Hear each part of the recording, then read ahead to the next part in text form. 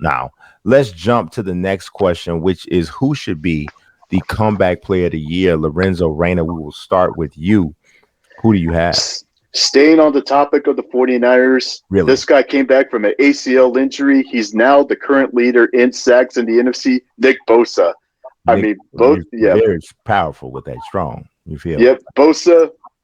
I mean, the way the comeback player of the year award works, it usually goes to somebody who missed out an entire year because they blew their ACL, they had a season-ending injury, who knows, maybe they're battling a life-threatening disease. Bosa tore his ACL, I believe it was week 2. Now he's just been on a tear. He has his first double-digit sack season. I think if he reaches 20 sacks, he's definitely an automatic shoo-in for the comeback player of the year. Pretty good pick. It's a pretty good pick, I would definitely say. I'll go next. You can't deny Bosa's having a fantastic year. But we all know that these kinds of awards most are a little bit biased towards quarterback position or the offense, period. Right? So while Nick Bosa may be deserving, if you ask me, I think you have to look at one of two guys. You look at either the Cincinnati Bengals, Joe Burrow, towards ACL, came back, and the Bengals were not expected to be 7-5, and they are largely 7-5 because of his play, his connection with rookie Jamar Chase, former college teammate of his. And then there's another guy who also happens to be a quarterback of a team that is winning their division, has one of the best records in the NFL, and that's Dak Prescott. The Dallas Cowboys are 84. Dak Prescott literally turned his leg backwards last year, and he is showing no ill effects of that injury, having statistically one of, if not his best seasons ever, and he is leading a team to what looks like is going to be an NFC East championship. So while we're still wondering if the 49ers will even crawl into the playoffs. So I'm looking at the position weighting. I'm looking at where the teams are. And I'm giving the edge a little bit more to Dak Prescott and Joe Burrow. But if I had to pick one, I'd go with Dak Prescott to be the comeback player of the year. What say you, Ryan Sanudo? Man, that's 2 straight you've taken from me. I mean, I think great minds think alike the last 2 weeks. I know I was hard on you with the age thing earlier, but I think we're connecting a little bit more. We are connecting a little bit more. I do, but you were talking about the hair thing, so I figured I'd find the image of how you would look without hair. Oh no! Yeah. So. Oh no! That was a good segue. So I just felt like, we might as well. Swipe. There's a little mustache maybe over here, and a little fuzz over here maybe. Wow, the production value on this show keeps getting better and better. That's Oh my God! No, you're right though. You're correct. Yes, you're correct. Great. Yeah, I would go with Dak as well. I mean, I think he has the most touchdowns versus the blitz this season. Look that up, Pro Football Focus. But yeah, I know you're totally right. It's between Burrow and Dak, and it's usually biased towards quarterbacks. Dak had a little bit of a weird game against the Saints, but we all know the Saints defense is pretty good up front, and I think they're dealing with the left guard situation too with the Cowboys, a little rotating of the offensive line. So that's been a little bit of an issue in Dallas. But Dak, he's got 23 touchdowns, 8 picks. I mean, you can't go wrong with Dak. You saw his injury last year.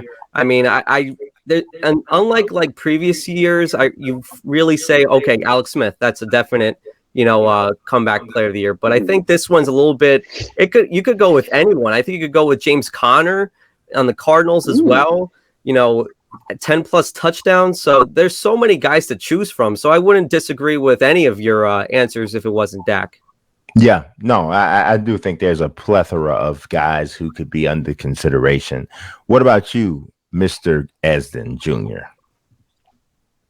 Again, Dak Prescott, obviously, that's not my choice, but it's a phenomenal case to be made. But I'm going to give you guys a dark horse candidate, a guy that checks off a unique checklist item on here, because you guys mentioned injuries, right? Like Bosa injury. Oh, okay. Dak Prescott injury. Oh, okay. What about an injury?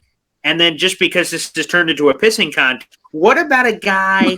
What if I told you, get the ESPN 30 for 30 music ready, a guy who opted out? So he fought back from the COVID world pandemic, a guy that also was injured the year prior to that. What about CJ Mosley as the comeback player of the year? This is a guy that is basically out of football for 2 years, yet despite all of that has come back and has been a leader for the Jets, a guy who's rallied the troops. This is a guy, I'm telling you, that should be the comeback player of the year, a real dark horse candidate to keep an eye out for. CJ Mosley is like Mosley. CJ Mosley is like the least pissiest diaper. Like all of the diapers are pissy, but his has the least amount of piss in it. It's just, come on, man. Did you just hear the answer Sanudo just gave? He said, I wouldn't disagree with any of your answers that you would give for NFL comeback player of the year. So I was wrong. Perfect opportunity to tell. I was wrong, apparently. I was wrong. What Mr. Aston? What? This is insanity. God, no. Did you just not just mention a Jet player for any award? Yeah. The only Jet player who would be eligible for any award with the 30 for 30 music in the background is Barrios, maybe if they had like a Return Man of the Year award or something like that. Yeah. That's about it. Which, by the way, number 1 in kick return yardage, number 2 in punt return yardage. So that's a good point. Hashtag global vote for all he is getting his Tim Hawk on. He is having a heck of a year. But we not talking about him. We talking about CJ Mosley, and no way. No. I thought he was going with James Conner, but I feel like I gotta bring out the Vince McMahon for that. No chance. No chance in hell. He's got no chance. Yeah. That one's tough. Well, it's just like that out here. All right, let's go on to the next thing because Paul's tripping. Let's go. The next one. What is the missing ingredient with the New York Jets? Clearly, it's logic because he thinks that CJ Mosley is supposed to be the comeback player of the year. But we'll start off somewhere else. Go ahead, Mr. Reyna. Football players, that's what they need. I'll give you a more knowledgeable, straightforward answer. I think what they really need is a shutdown corner, and they could find one in the draft. The person I'm thinking of, Derek Stingley Jr. out of LSU. They'll be right there eligible to get him. Yeah, I think he could definitely be a huge need, especially in a division that has Stephon Diggs, that has Jalen Waddle, that has Myers as well from New England. I mean, to me, it's like Salah's that shutdown corner, and Stingley does have NFL bloodlines with his grandfather being a former Patriot. So I think it's a shutdown corner. I like that answer. Interesting. What say you, Mr. Sanudo? Yeah, I have to agree with Lorenzo. I mean, I think corners is an absolute need. You can't have Guidry out there, getting beat by these receivers. I got to say, I like Derek Stingley from LSU, but I'm going to go the free agent route. I think J.C. Jackson should be a guy they should look towards getting in the offseason. This is a guy that's very young.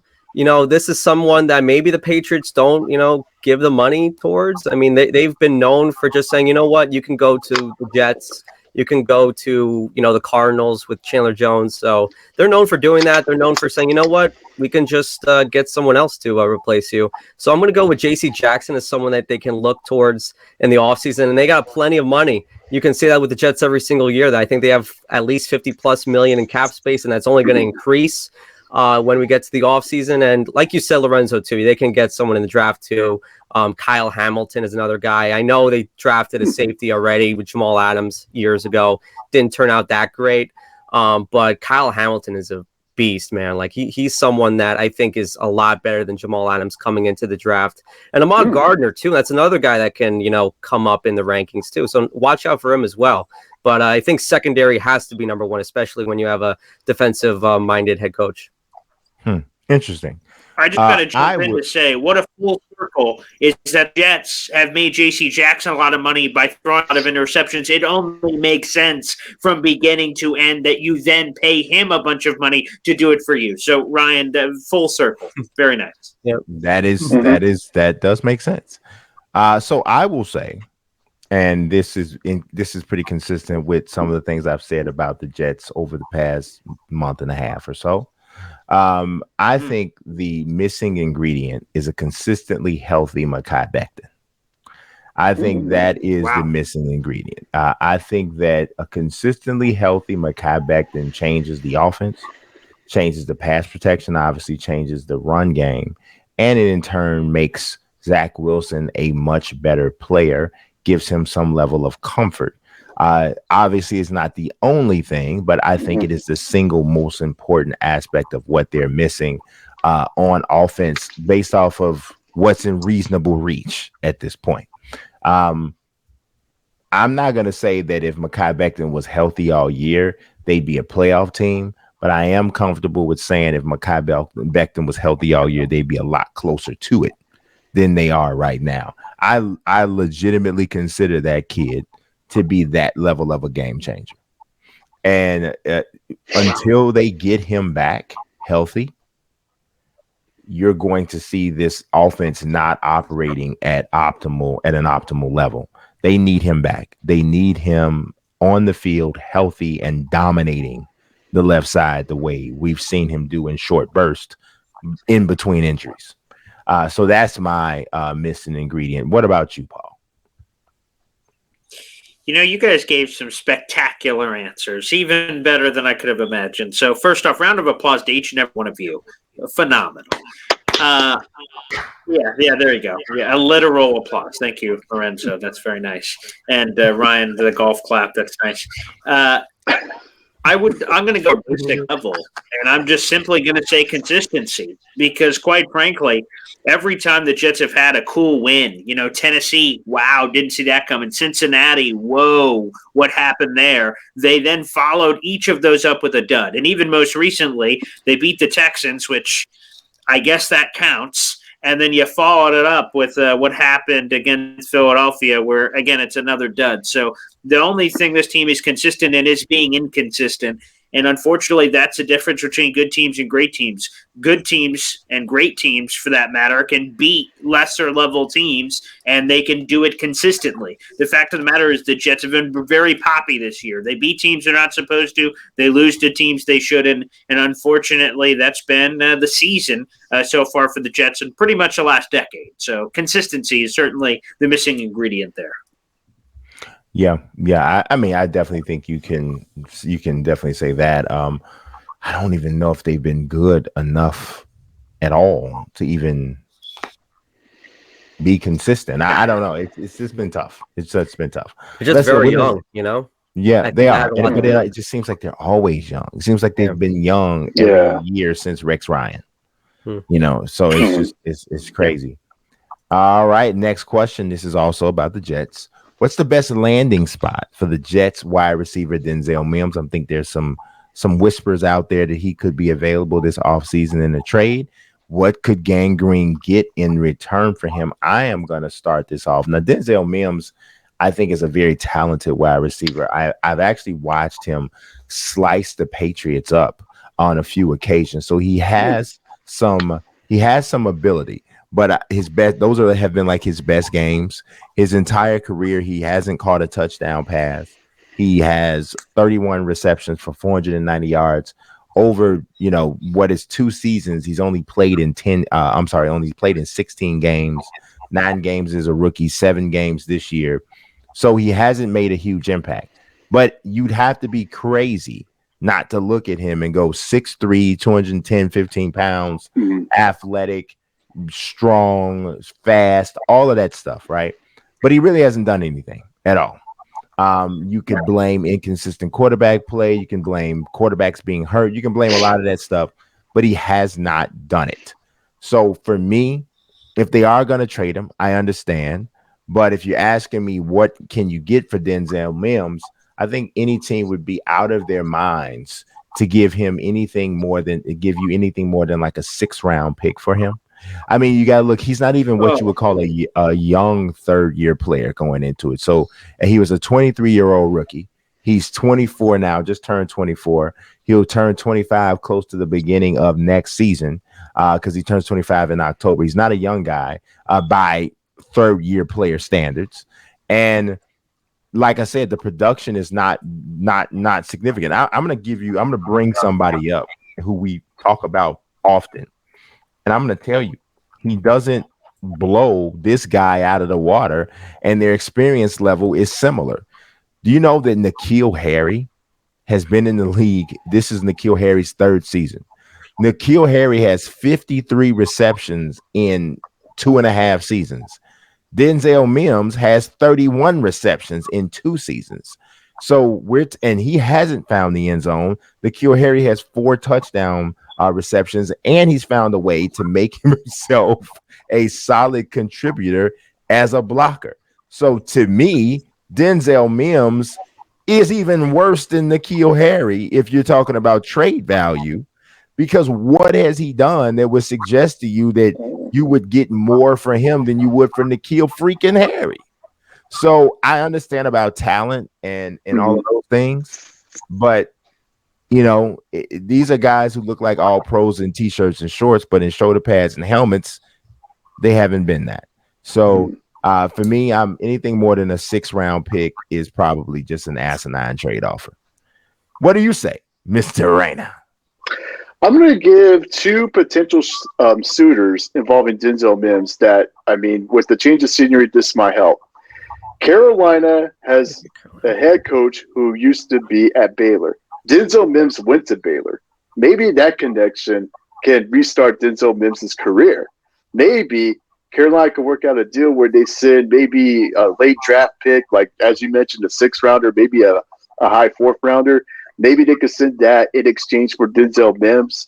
Maybe a Baylor reunion in Carolina could help. But I'm also going to add one more suitor, potentially, that could help Denzel Mims. The Raiders. Here's the reason why. You could, we talked about in the last subject, the Jets perhaps needing a shutdown corner. I mentioned Derek Stingley, just needing secondary help in general. David Arnett has been a bust for the Raiders. Why not ship him away to the Jets in the event you don't get Stingley and maybe get Denzel Mims in exchange? He's cut. Just a heads up. He did. Okay. Yeah, he got cut a couple weeks back. Damon Arnett did. Yeah.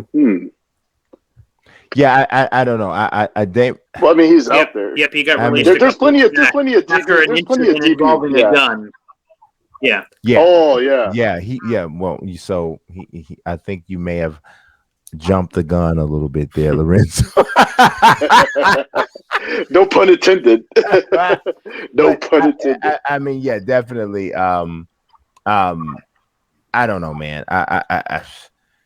When you have guys who underachieve on that level, I know when you drafted them as high as the 2nd round, there is this tendency to try to get something in return for them.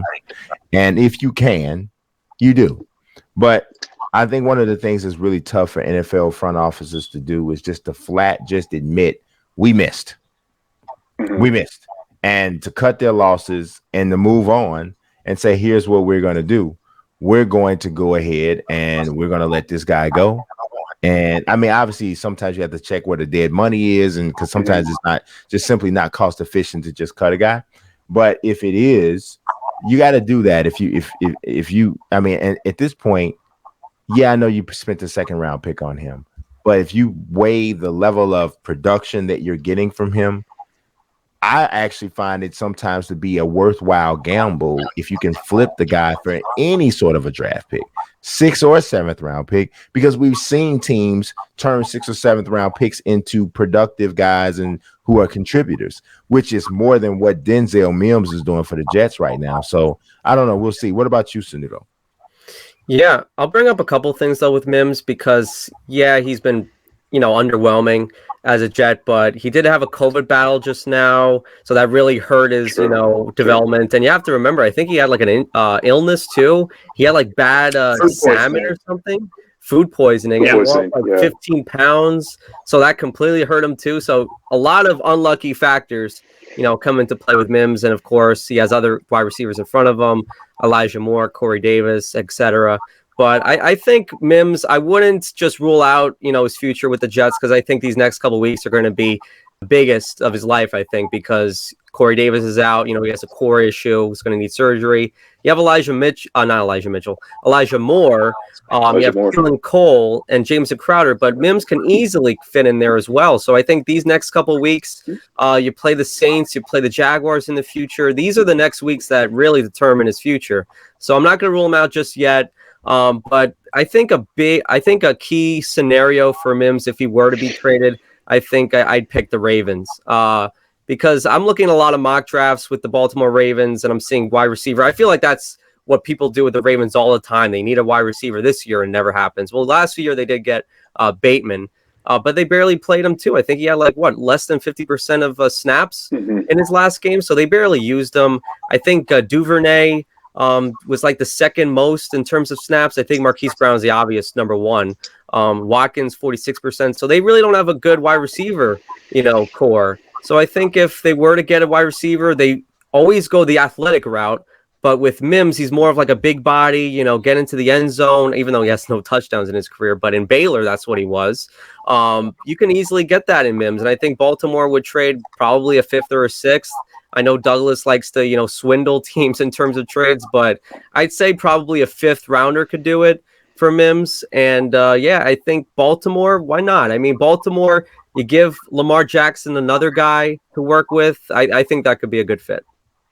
Yeah, I don't know, man. I know this was a lopsided trade, and Patriots kind of put themselves in a bad situation. But I mean, Stephon Gilmore just went for like a fifth or sixth round pick. Stephon Gilmore goes for a fifth or sixth round pick. I get that, but I think his contract had a lot to do with it. I mean, and also I think that's what it was. Yeah, it definitely did, and then he's injured as well. Pending free agent too. And he's a pending free agent, but I don't know, man. Yeah. I don't know. He hasn't done anything. Mm-hmm. So, what say you, Mr. Ezen? Yeah, I'm going to piggyback off Ryan, and I'm going to say Baltimore. When I close my eyes, everything about it, from a physicality standpoint, the size, obviously you mentioned, he has 4.3 speed. People forget about that coming out of Baylor. No, yeah, I know about it. Yeah. And, unfortunately, they wrote a book series about him. It's a series of unfortunate events, and that's exactly what this entire year has been for Mr. Denzel Mims. He had the COVID battle, as Ryan alluded to. He had food poisoning, and another factor people don't consider is the Jets switch coaches. So it's a brand new offensive staff that came in and is asking to do completely different things than the original coaching staff asked him to do. You guys are probably going to, crap all over me when I'm about to say what I believe the compensation will be for Mr. Denzel Mims. I think it's way higher than what you guys are saying, but ultimately the proof will be in the pudding. The matter is, at the trade deadline, there was somewhere between 10 and 12 teams who called the Jets asking about Denzel Mims. That sounds like a lot more than a 6th or 7th round pick to me, and Joe Douglas has a history of getting the most juice out of the orange squeeze. I believe we're going to see something like some combination of a third and maybe a conditional 4 that can become a 3 playing. What? You guys, remember this. December 7th, we're recording live. When Mims gets traded this offseason, if he's not, again, I also want to say this, to Ryan's point, is he has 5 games here to prove his worth. And if he shows pop, he's going to be one of the 3 starting receivers next year. And if he doesn't, then they're going to trade. But remember this conversation, remember this date, remember Boy Green, and everything I say is a spoiler alert. When you factor all that in, you're going to remember what I said here, boys, is that Denzel Mims is going to go a lot higher than what people have shown. Just remember, Paul said that first. Thank you very much. But Baltimore, I think is a great fit. I think that the trade will probably be announced hours after CJ Mosley accepts the Comeback Player of the Year award. Yeah, right. I think it might be in conjunction with that, but it just is what it is. No problem.